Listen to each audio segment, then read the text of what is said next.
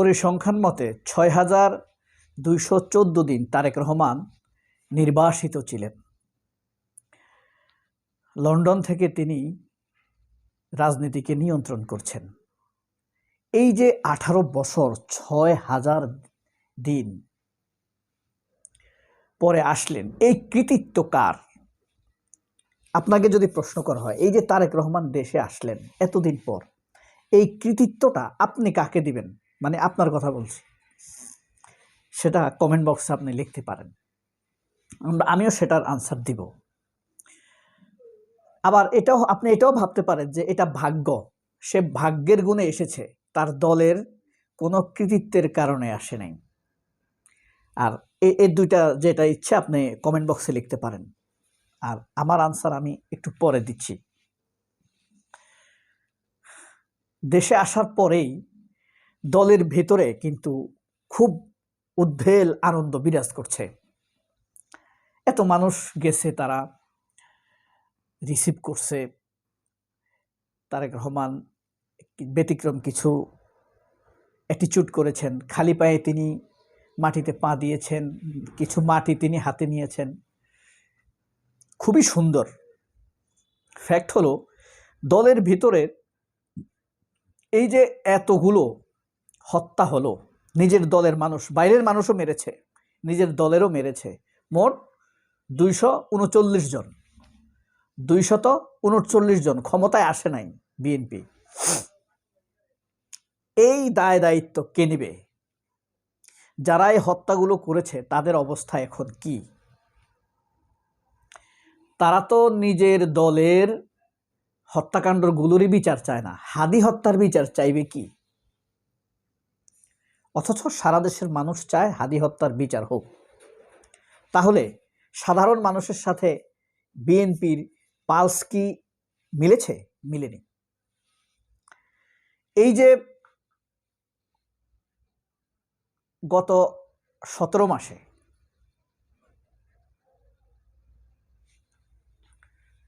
39,000 কোটি টাকা চাঁদাবাজি হয়েছে, 39,000 কোটি টাকা চাঁদাবাজি হয়েছে। এটা হলো ফরমাল, এর বাইরে আরো বহু আছে, হ্যাঁ, 3 গুণ।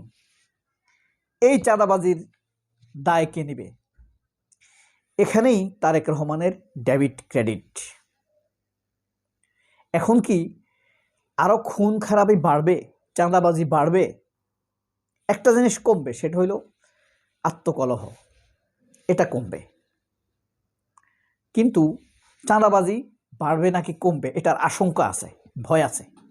কারণ তাদের নেতা এসেছে, তাদের শক্তি বেড়েছে। যারা চাঁদাবাজি করে তারা তেলমর্দন করেই চাঁদাবাজি করে। বিপদের সময় কিন্তু এরা থাকে না, এদের কেউ ছিল না। খালেদা জিয়ার অসুস্থ হওয়া, খালেদা জিয়ার গৃহবন্দী হওয়া, জেলে যাওয়া,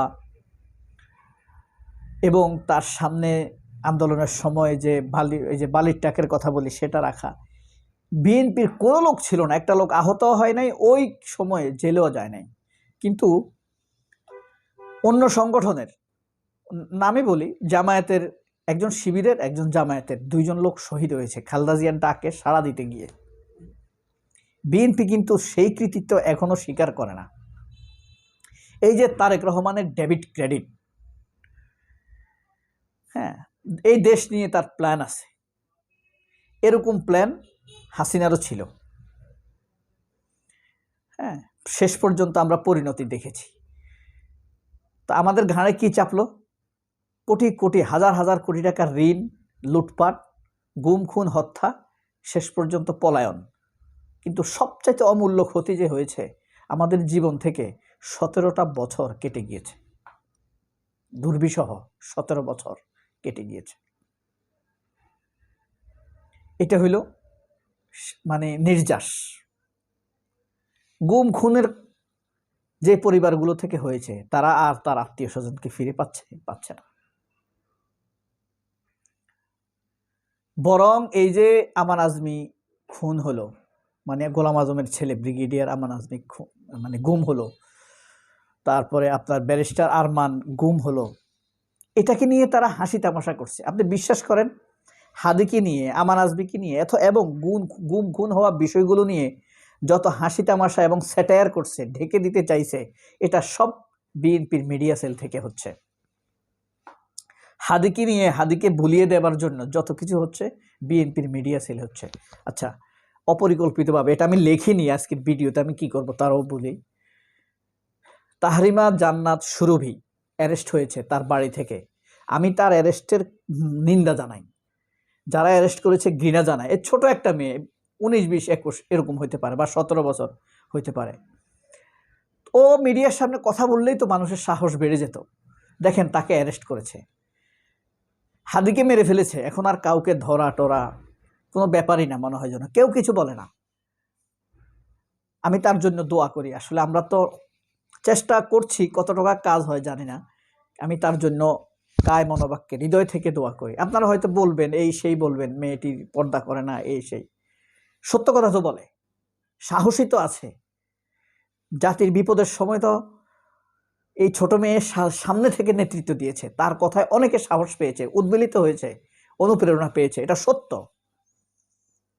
অনেক বৃদ্ধ অনুপ্রেরণা পেয়েছে তার কথায়, অথচ তার জন্য কেউ কিছু বলছে না। আমি তার মুক্তি চাই।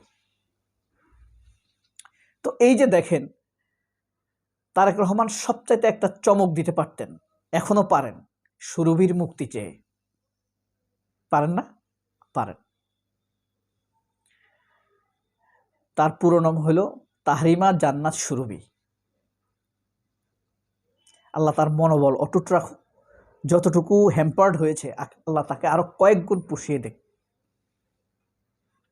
তো এই যে দায় দেনার, ডেবিট ক্রেডিট, কৃতিত্ব তারেক রহমান নিচ্ছেন, সংবর্ধনা নিচ্ছেন, দেওয়া হচ্ছে তাকে। আমি তারেক রহমানকে অনেক শ্রদ্ধা করি, কিন্তু আমাদের সামনে যখন সে পরিষ্কার হয়ে আসবে, পরিষ্কার বলতে আমি বুঝছি তার কথাবার্তা ক্লিয়ার হবে, তার কথায় আমরা বুঝবো, সে এই দেশের মানুষকে বুঝবে, তখন ফেইথ, আস্থা, ভরসা রাখতে মজা লাগে, তাই না? কিন্তু তিনি পরিষ্কার না। তিনি আনন্দবাজার পত্রিকার যে সংবাদ, তার পক্ষ থেকে অথবা তার মিডিয়া সেলের পক্ষ থেকে কোনো প্রতিবাদ জানানো হয় নাই, যে ভারতকে ভরসা করেই তিনি এসেছেন। মূল সারমর্ম এটা ছিল, আমি সবগুলার হেডিং আর বলছি না, এটা বলেন নাই তিনি। কিন্তু তিনি যে সংবর্ধনাটা তাকে যে জাতি দিয়েছে, দেশ দিয়েছে, বা বিএনপি দিয়েছে, খলিলুর রহমান এটার আয়োজন করেছে। রুমিন ফারহানা তার এখন পাশে থাকছে না, তাকে ম্যানেজ করতে হবে। হয় রুমিন ফারহানাকে ধরেন মন্ত্রিত্বের প্রতিশ্রুতি দিতে হবে, নয়তো নমিনেশন দিতে হবে। রুমিন ফারহানা এখন কেন ইলেকশন করতেছে? তাকে যেন প্রতিশ্রুতি দেয়, তোমাকে আমরা মন্ত্রী বানাবো। এই কারণেই কিন্তু সে বিদ্রোহী ভাব দেখাচ্ছে। তার ক্যালিবার নাই ইলেকশন করার, সে মানে মন্ত্রিত্বের কমিটমেন্ট চাইতেছে। যদি আমাকে আসন না দাও, তাহলে মন্ত্রিত্ব বানাইবা, এই ধরনের একটা কমিটমেন্ট চায়। যাই হোক, এটা তাদের নিজস্ব ব্যাপার। তাহলে আমরা প্রশ্ন রেখেছিলাম কি আপনাদের কাছে, এই যে এই তারেক রহমান যে দেশে আসলেন, এটা কি কৃতিত্ব তারেক রহমানের? কার কৃতিত্ব? তারেক রহমানের কৃতিত্ব না দেশে আসাটা। এটা বাংলাদেশের 2000 শহীদের ভাগ্য, 40,000 গাজীর কৃতিত্বের ফলে তারেক রহমান দেশে আসতে পেরেছে। তারেক রহমান হাদির কথা বলেছেন। তারেক রহমান বা বিএনপি হইল ঢলের রাজনীতি করে। হাদির জন্য তারা নিন্দা জানাতো না, দোয়াও করতো না, জানাজায়ও যেত না, যদি এত প্রভাব সারা জাতিতে না পড়তো। তারা ঢলের পাগল। জামায়াত অনেকটা সেরকমই, আর একটু কম আর কি। হ্যাঁ, কিন্তু সত্যের ক্ষেত্রে, ন্যায় বিচারের ক্ষেত্রে জামায়াতকেও আরো কঠোর হতে হবে, আরো শক্ত অবস্থান নিতে হবে। ন্যায় বিচার ছাড়া আমরা কাউকে ভালোবাসবো না, সে বিএনপি হোক, জামায়াত হোক। ন্যায় বিচারের প্রতিশ্রুতি আমাদের কাছে সবচেয়ে বড়। একজন মারা গেলে আপনি হয়তো তার স্ত্রী কন্যাকে কিছু খাবার দাবার দিলেন, হ্যাঁ, কিছু সাহায্য সহযোগিতা করলেন, কিন্তু আপনি ন্যায় বিচারের জন্য বললেন না। এটা খুব ভরসা রাখা যায় না। ন্যায় বিচারের ভাষা হতে হবে আরো শক্ত। যেখানে ন্যায় বিচার থাকে ভাই, সেখানে আপনার আর কিচ্ছু লাগে না। ন্যায় বিচার প্রতিষ্ঠা করতে পারলে আপনি এগিয়ে যাবেনই, সত্য প্রতিষ্ঠা হবে। আল্লাহ হাফেজ। তাহলে কৃতিত্বটা কার? শহীদদের। বিএনপির কৃতিত্ব আছে কচু। মির্জা ফখরুল সিঙ্গাপুর গেছে, চিকিৎসা করাইছে আর লেবু চুস খাইছে, বালের কৃতিত্ব আছে। ও খামকির পুত। আল্লাহ হাফেজ, আসসালামু আলাইকুম।